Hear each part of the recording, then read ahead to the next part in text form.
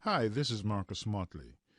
In this episode of my continuing video series on emotional intelligence and emotional competence, I am going to be highlighting 5 factors of emotional intelligence.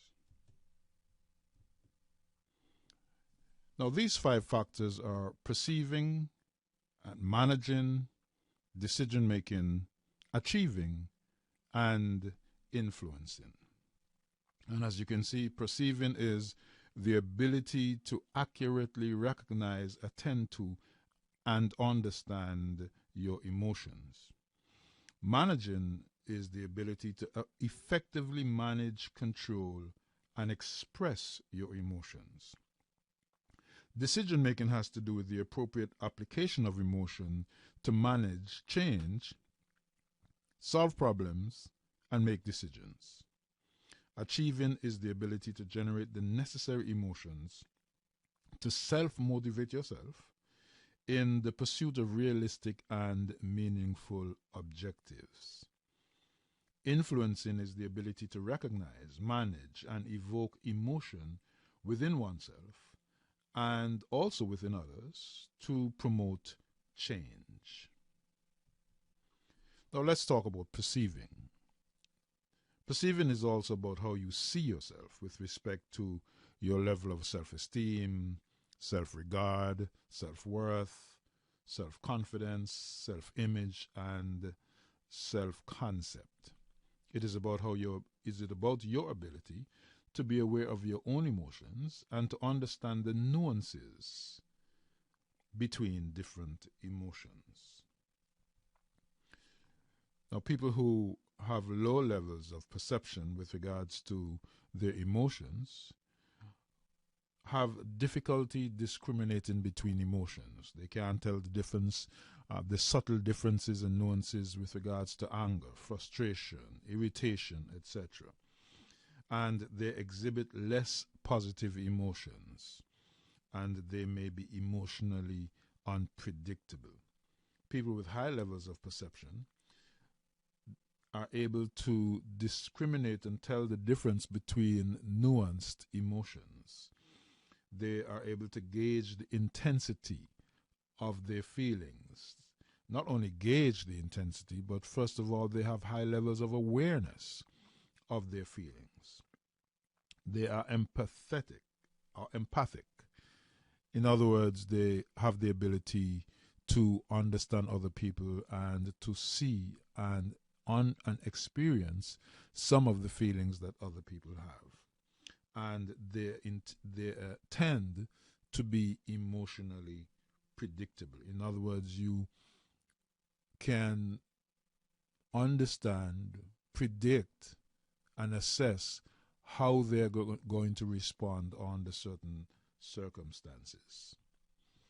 Now, with regards to managing your emotions, this is the ability to effectively manage, control, and express your emotions.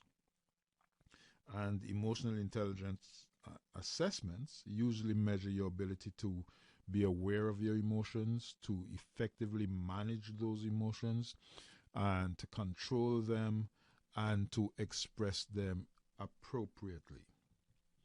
People who have high levels of the ability to manage their emotions show appropriate expressions. This is for those who have high levels.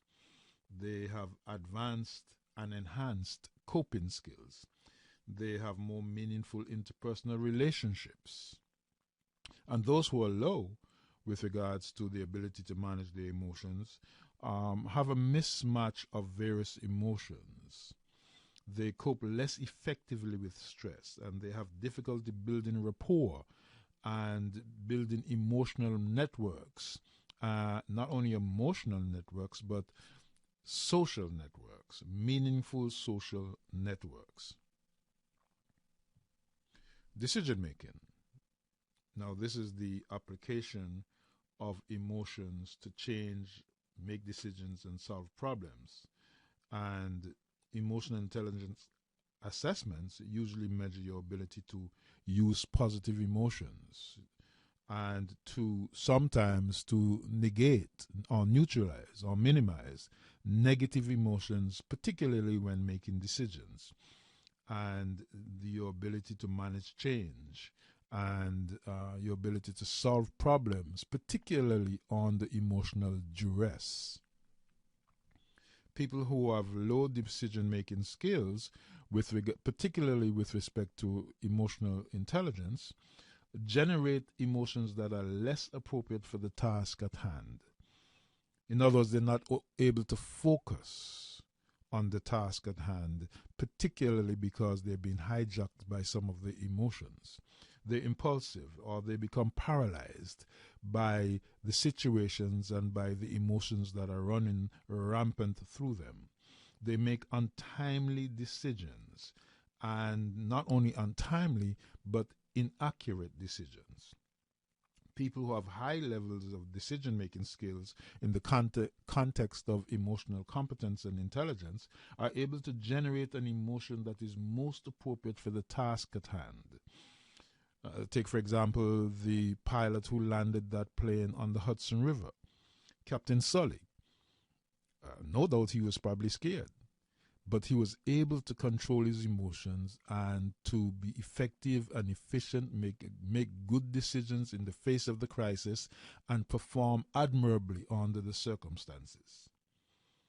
People of high levels of decision-making skills are flexible. They're pragmatic, and they're very perceptive. Achieving is the ability to generate the necessary emotions to self-motivate in the pursuit of realistic and meaningful objectives. And EQ assessments usually measure your ability to self-motivate. So this is very important, to generate requisite emotions that are necessary for the task at hand, and to your ability to realize the pursuit of realistic and meaningful objectives. People who have low levels of this factor avoid risk. They are outcome oriented. They avoid emotions associated with failure or the potential for failure. They have little task ownership. In other words, they don't take responsibility. They're not accountable. And they're probably more inclined to blame others or blame circumstances or the environment for their situation. People with high levels of this factor are intrinsically motivated. They're not motivated by things that are outside. They're motivated by their goals, their objectives, their sense of purpose. They take pleasure in success, and they take pleasure in the pursuit of success. And success means that they are achieving the goals that they set out to. They take responsibility, and they are accountable. And they always tend to be in a positive mood while in the pursuit of their objectives. They see the glass as half full versus as being half empty. And they enjoy moderate risk. Influencing is a very important factor with regards to emotional intelligence, emotional competence, and life in general, particularly if you work with other people, if you're a member of a team, or if you're a leader. Is the ability to recognize, manage, and evoke emotion within oneself first, and then within others in order to promote change or to achieve objectives or goals. And EQ assessments normally measure people's ability to appraise a situation, to interpret the emotional tone, to evoke emotions in themselves and others, and to promote change. One of the questions that I continually get from leaders and managers and supervisors is the question of not only how to motivate and inspire themselves, but how do they motivate and inspire others. And so people with high levels of this particular factor are effectively assertive under the right circumstances. They have a confident demeanor. They're optimistic. Again, seeing the glass as half full versus half empty. And they inspire others, not based on what they say, but based on what their team members or their superiors or their customers say. People with low influencing skills are rarely assertive or are ineffectively assertive. In other words, even if they try, they fail at being assertive. And most often, they are aggressive rather than assertive.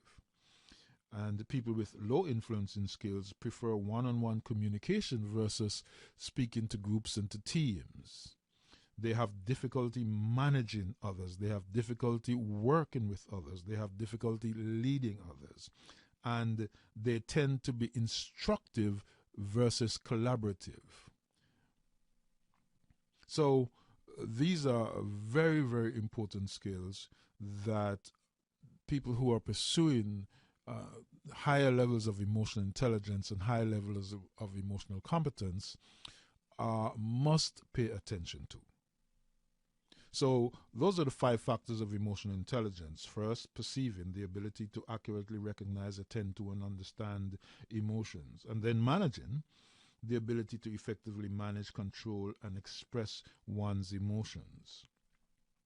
And decision making, the appropriate application of emotion to manage change, make decisions, and solve critical problems. Achieving, the ability to generate the necessary emotions to self-motivate in the pursuit of realistic and meaningful objectives.